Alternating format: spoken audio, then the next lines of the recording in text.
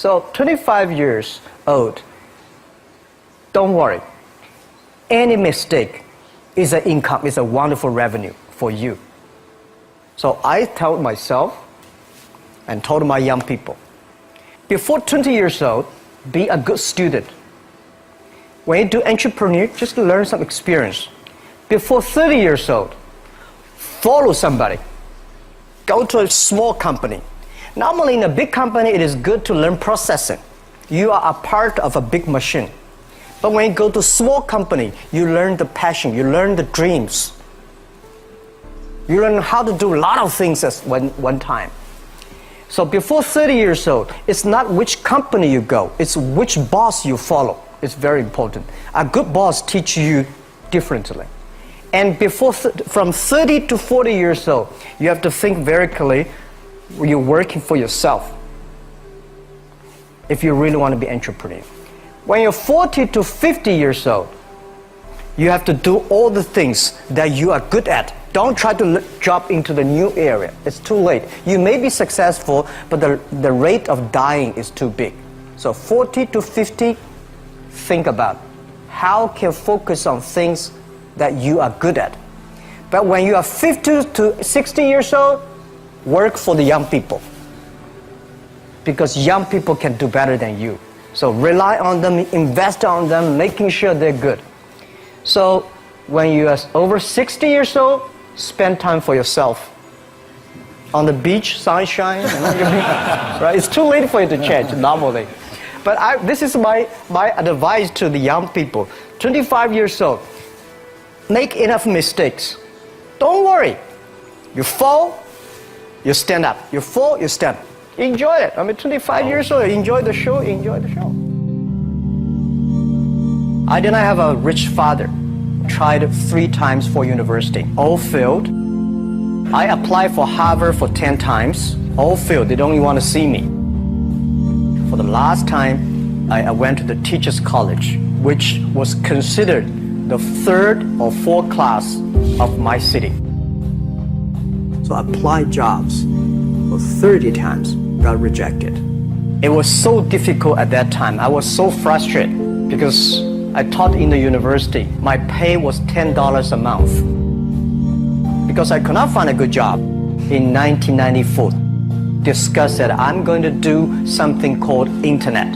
And 23 of them against it. They said, this is a stupid idea. We have never heard about internet. And you know nothing about computer. And I never thought I was smart. Nobody believed that I could be successful. Because everybody say, well, this guy think differently, think crazily. You know, they think about something that never work. I tried to borrow $3,000 from the banks. Took me 3 months, but I still cannot get it. We talked to over 30 or 40 venture capitalists. Everybody said, no, forget it. A lot of people said Alibaba is a terrible model. As I said, I believe it. I think this thing could be big. I never thought it would be that big like today. But I believe that something is waiting for me there. And I have to work hard to prove myself. That was the tough experience.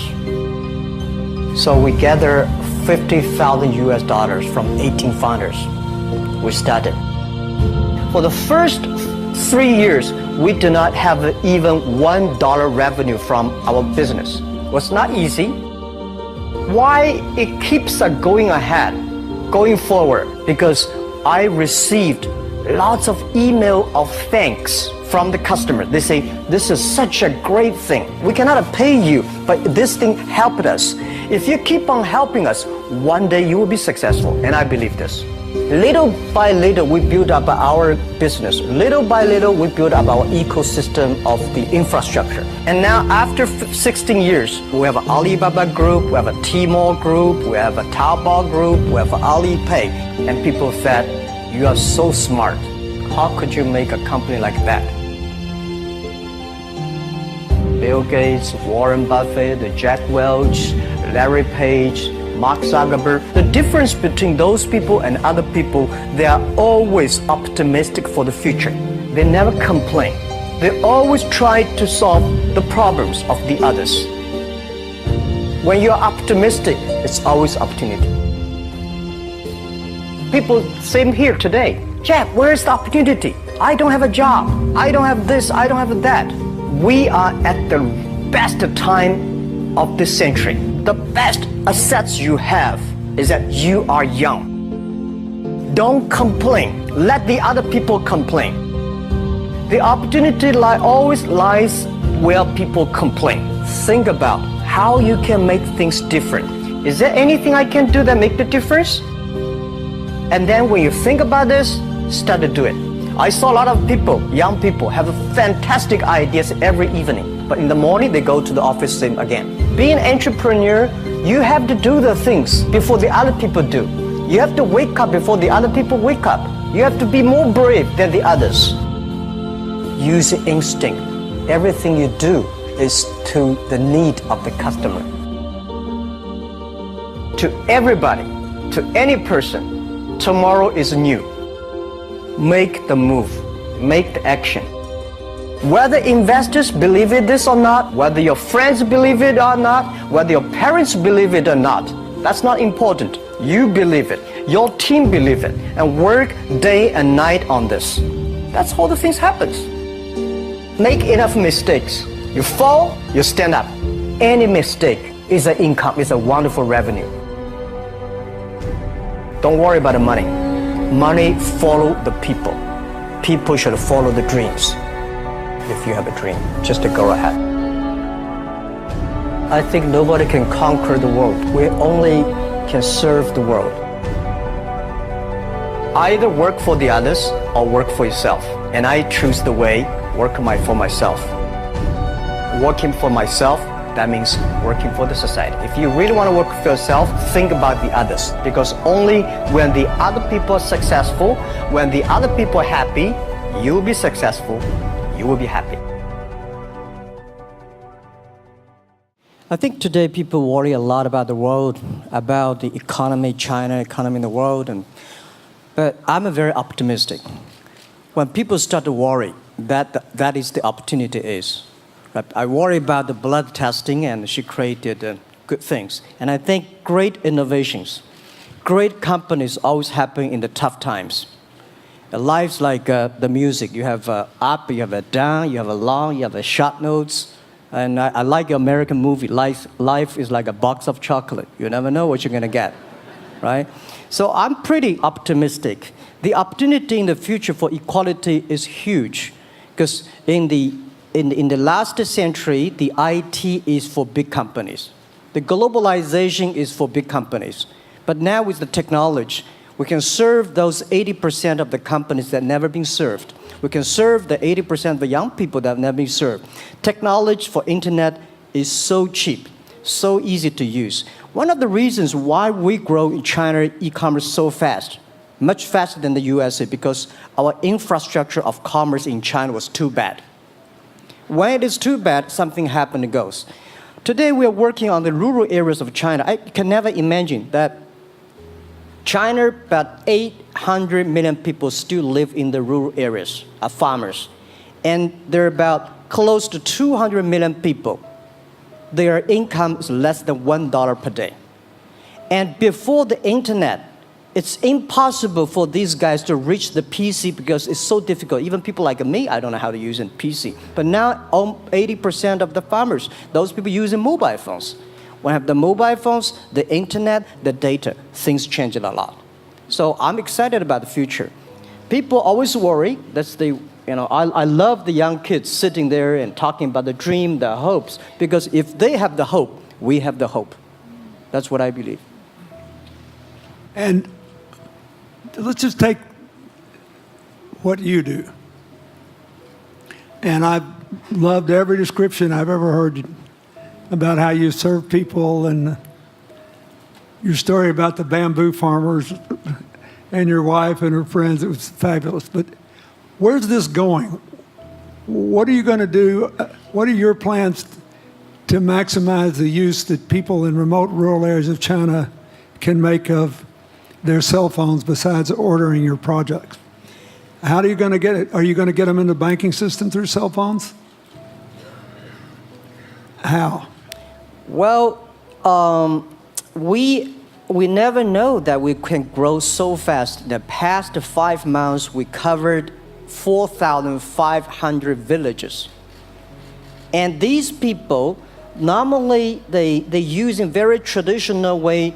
It took them like we went to a rural area. It took the farmers 2 hours to work to the downtown in the middle of the town and buy things. But today, because the mobile phone, and we can deliver things to their home, to their village within 72 hours.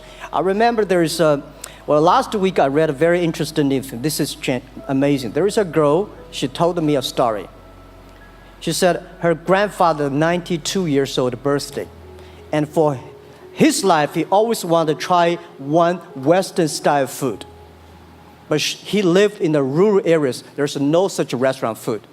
So she said, I tried on the internet, book a restaurant dinner for Western food, delivered to that village. And they finally immediately find one restaurant. There are 3 guys. They took like a 3 days bus from Shanghai to that village, made an Italian spaghetti and beef for them for this 92 years old birthday. And whole village was excited. Everybody said, wow, we can order food, Western style food. So buying almost everything. And also we're helping, there are a lot of farmers, they plant a lot of apples, great apples. But 90% of the apples rotted because there's nobody buy them. They normally buy by track. If you sell the apples, they sell whole track. And using the traditional way, they can sell by whole basket of the apples. But now, because of the internet, they sell by one. Each apple they sell $1. Or 1 RMB or 2 RMB for each. So the farmers see using internet, they can buy and sell using the mobile phone. That changed their lives. And I think it's exciting. And people need examples when they see, my neighbor made money through online to selling things. My neighbor buy much interesting things online. People start to learn. And more people start to buy the mobile phones. We cannot make all the mobile factories to sell phones to them. Only they know the mobile phone really works, helping change their lives, they start to buy the mobile phones. Just one more question. And then, do you think this will make the current problems like the current problem in China less likely? That is, if we'll have more market information and the market will drive where the investment goes instead of the government trying to make judgments about, I better build another housing development or office development here, there, yonder, and you wound up with a bubble. If it comes from the bottom up, is it more likely that fewer bad things will happen? Yeah, I think last week I was in Seattle discussing about the China economy. I think you American people worry too much about the China economy. Well, you see, every time when you start to worry about China goes better. Every time you think China is in problem, we'll get better. But when you have to say, you have a high expectation of China always a problem. Like parents have the expectation of the kids, of the same. But there's a big difference between American consumption because people say, the economy is bad, so China consumption will be good low. No, totally different. You Americans love to spend tomorrow's money. And the other people's money, maybe. Or maybe the children's money. We Chinese love to save money. We are probably the largest country, the safe deposit in the whole world because we've been poor for so many years. When we make money, we put in the banks because someday we know the disaster is coming, so we can spend the money. So when the economy is bad, we still have the money to spend. You guys probably don't. You worry. And the second thing is that China been focusing on developing for the past 30 years. China government so strong on investment, so strong on exporting, but they are too weak on the domestic consumptions. Domestic consumption is not driven by government; it's driven by entrepreneurship, driven by the market, not the government. So in the past 20 years, government is so strong. Now they're getting weak. It's our opportunity.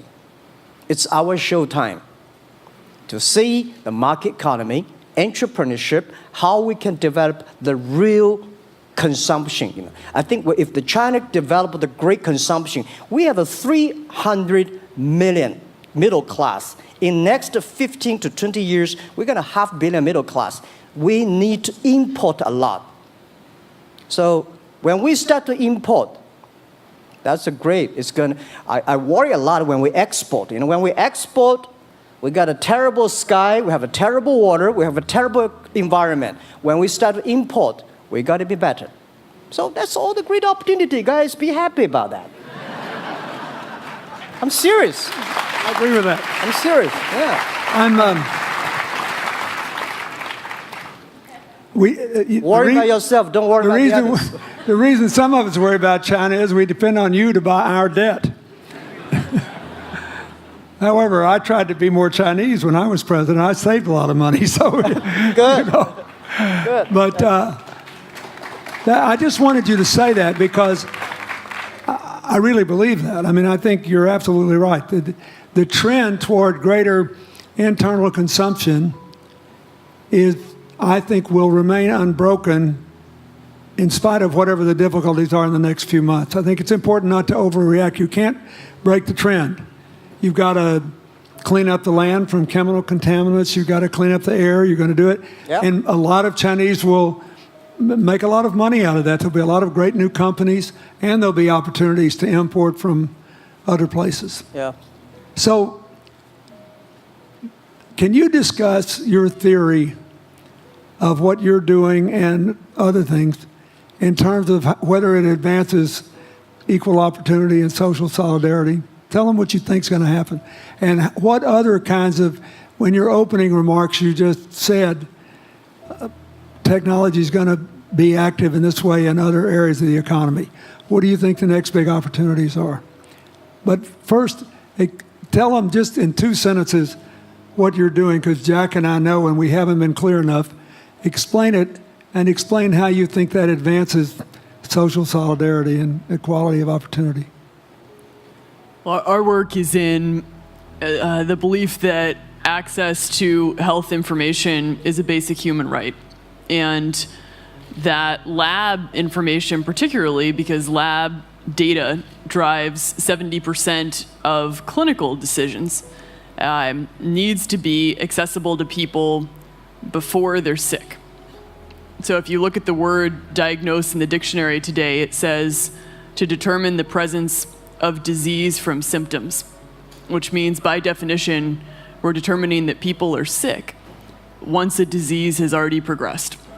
And our work is in being able to make lab testing accessible to people in time for therapy to be effected.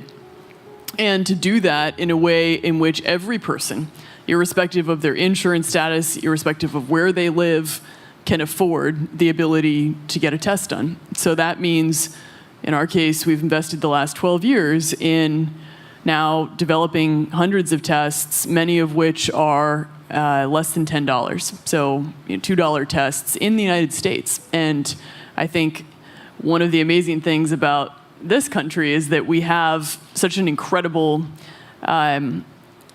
ecosystem for fueling creativity, and that creativity can create new markets. So in answer to your question about the market being able to conform itself to social good, I think the creativity that goes into creating these new technologies creates new markets in and of themselves. And our basic belief is that those new markets come from empowering individuals and enfranchising individuals and trusting that individuals have the capability to engage with information, and in accessing that information, beginning to take control of their own outcomes and their own health outcomes, and in doing so, changing the way our healthcare system works. Think what this could mean for rural China, for rural India, for Native American reservations in America, for the Mississippi Delta, for the remote areas of where all the jobs were lost from coal. You're all of a sudden giving people information. And one of the most important things I think we did in my second term as president in the healthcare front was develop this diabetes self-care program, and all of a sudden Jack's company could be delivering the means to self-care based on your test. I mean, I think that this is a very big deal. We all want to live as long and as well as we can, and Craig Venner was here. We were joking about whether we'd make it to 100, but in the meanwhile, you want to keep people healthy, and if they're sick, you want to intervene early, not late. Yeah. Well, and if you look at, the ability to engage with this information, we have a $4 trillion healthcare problem in this country. 20% of it is type 2 diabetes, which is reversible. And we have 90 million Americans who do not know they are pre-diabetic. But access to information and the ability to engage with that information is the foundation for being able to change those outcomes and cost, right? One more fact, and then I want to call on Jack. You founded this company 12 years ago, right? Yeah. Tell them how old you were. I was 19. Yeah. So, don't worry about the future. We're in good hands. So, I always think about 19, where I am. 19, I've not passed the examination for university yet. I failed 3 times, but I think it worked out. I'm not good at schooling.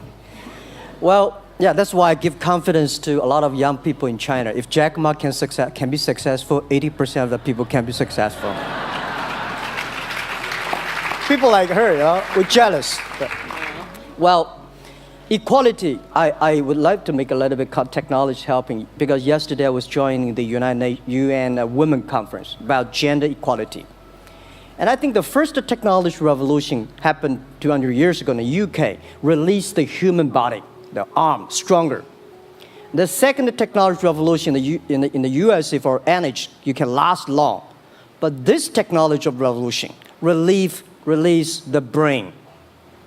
So this century is not a competition who is stronger, whose muscle is stronger. It's who is smarter, who is soft, who can listen. It's the challenge of wisdom. So man, woman equal. On the internet, you can never see he's a woman or man. And on the internet, women can serve much better than men on the internet. Men talking about the business, talking about numbers, competition, they make business very cold.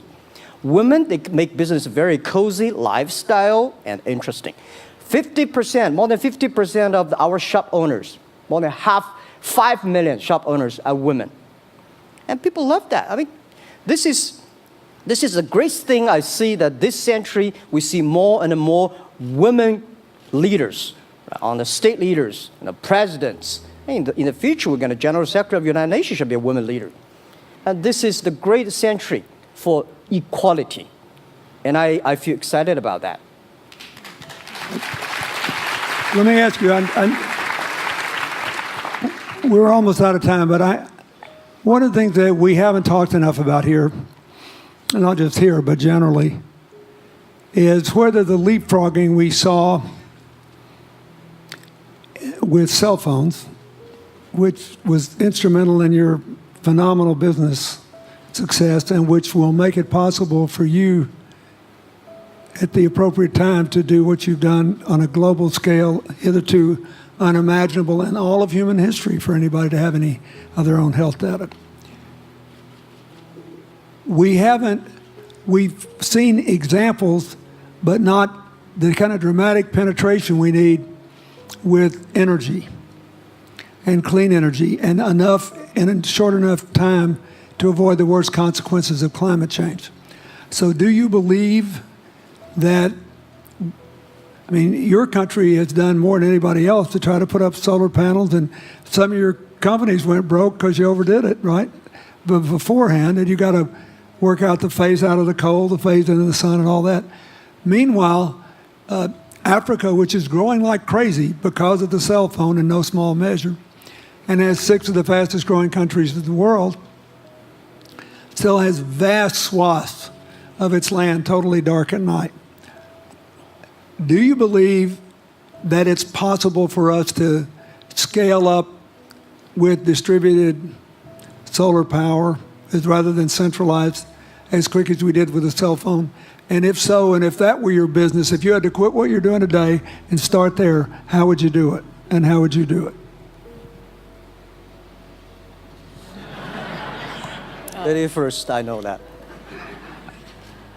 I'm such a huge believer in technology, and I think especially right now, we're at an incredible time in terms of new technology and the ability to apply technology in a scalable way towards solving some of these problems. So I would look at it in the context of some of the renewable solutions that we already have, and in the context of empowering, connecting individuals with access to those solutions, and in the context of creating markets around them. I think that there's real opportunity to actually create an ecosystem in which people can financially benefit from these solutions, and I think that's going to drive an adoption. I think in developing economies, there's a revenue stream associated with that, and the more we can turn even already some of the technologies that we have into markets, the more that we can fuel, I believe, local growth and individual engagement in beginning to adopt some of these solutions.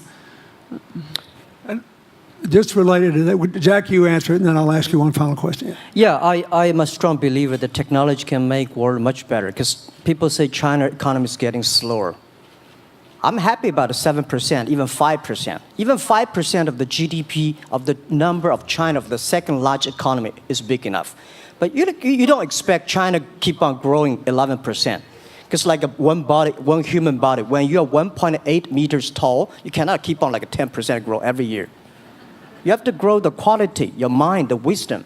So I think China needs new technology to solve these problems, and which today the data, the clean technology, all these things that China is supposed to do, if we keep on the tradition, the old ways, we'll go nowhere. This is why I feel excited, because people ask me, what is your dream now? Because I never thought I would be today. I can sit here talking to president. I'm like a guy, on the street, and like failed 3 times for university, 5 times for high key schools. I applied for 10 times in Harvard school, all rejected. I never thought, because of the technology, because the internet gave me this opportunity. So I think when I retire, I don't want the Chinese people have a terrible water to drink, unsafe for food, and the money we make all spent in the hospital. That's disaster.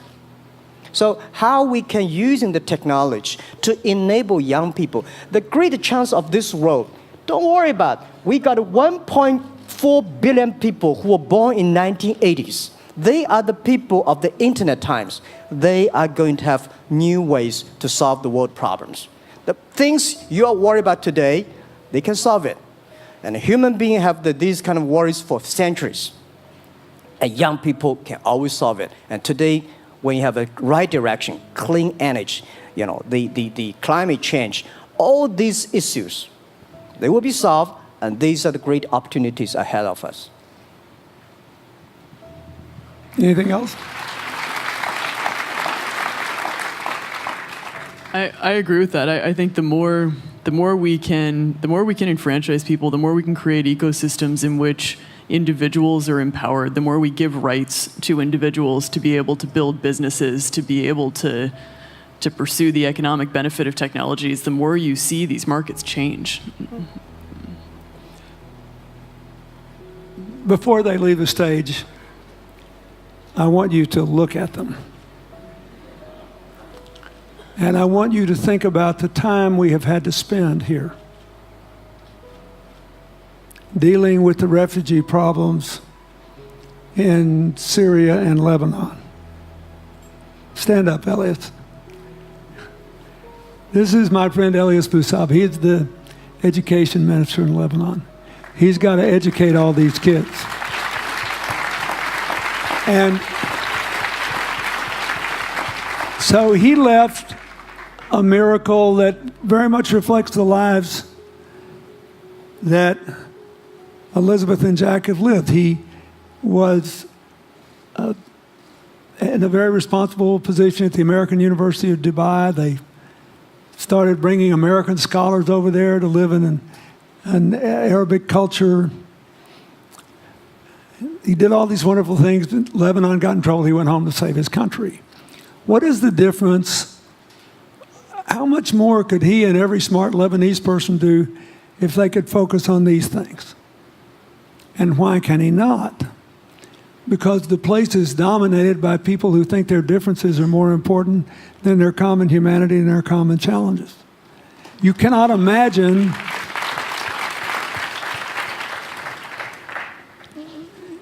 Jack Ma's proud of being Chinese. I like that. He never hid it. He's happy about it. I'm proud to be a global citizen too. Yeah. Yeah. And I imagine Elizabeth's proud to be a blonde-haired, blue-eyed American techno whiz from Northern California. Yes.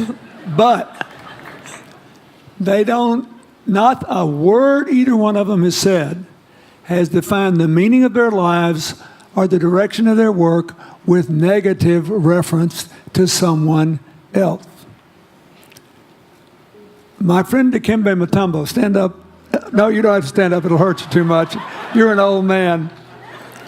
My 7'2" tall friend was just inducted into the National Basketball Association Hall of Fame. And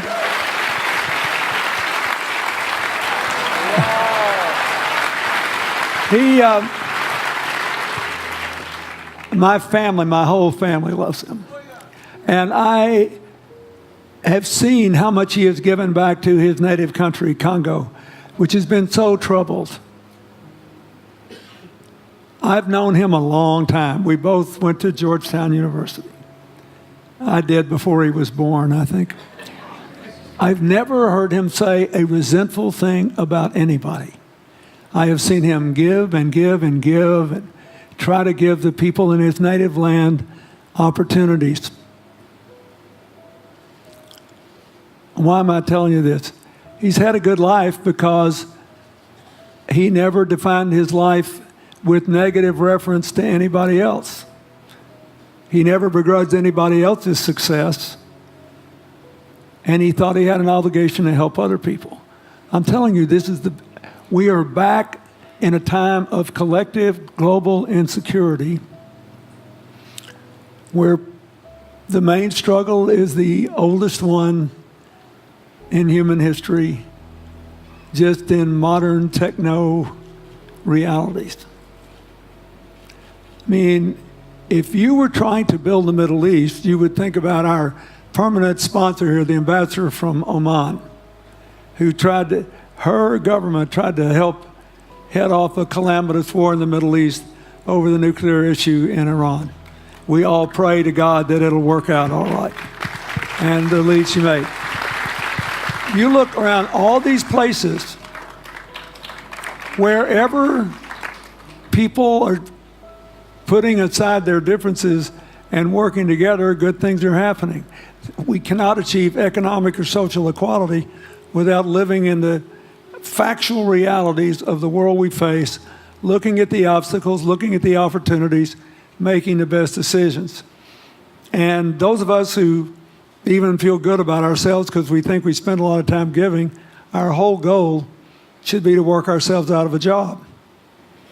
One of the things that Bill and Tanny Austin are sitting there with Starkey, they started giving away hearing aids, and then they decided, well, we better teach these young people how to speak. If they get the gift of hearing, they'll have to learn that. So they got into the education business.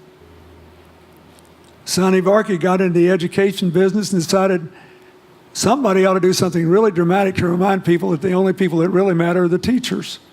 So he gave the first Global Teacher of the Year award last year, and an international panel gave the prize to a teacher from Maine who promptly gave the entire $1 million to her school. The woman never made any money in her life. She gave all the money away immediately.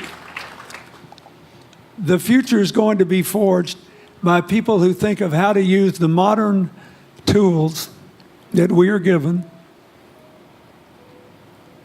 as Elizabeth and Jack have, to create opportunity through empowerment. And it will not be a straight line. It's too many moving parts. But I just want you to think about that. The reason you feel good looking at them is that you identify with them even though they're different from you. And that's basically where we are all over again, and we can't slip back. We can't give up. That's why when we had the Prime Minister of Italy and George Soros talking about the future of Europe, and George said it was coming apart, and the Prime Minister said, no, it doesn't have to come apart if it's about something more than economics. I thought it doesn't have to come apart if you will it not to. And you put yourself on the line for it. There are no guaranteed outcomes today, but you can guarantee that the trend is right. So go ahead, you were going to say something, weren't you? Yeah, I just wanted to add, I mean, as we're talking about the future and from my own experience and looking at all the faces here, I think a huge part of the answer to your question is also to raise our little girls with the stereotype that they can be the best in engineering and science and math, because when they do in all of these industries, it changes everything. And we need to do that in this country, and we need to do that as parents in other countries. You know? Yeah, I was thinking about if what you say. I think about when you talk about problems, you normally it's like a politician. When you talk about opportunities, that the business people.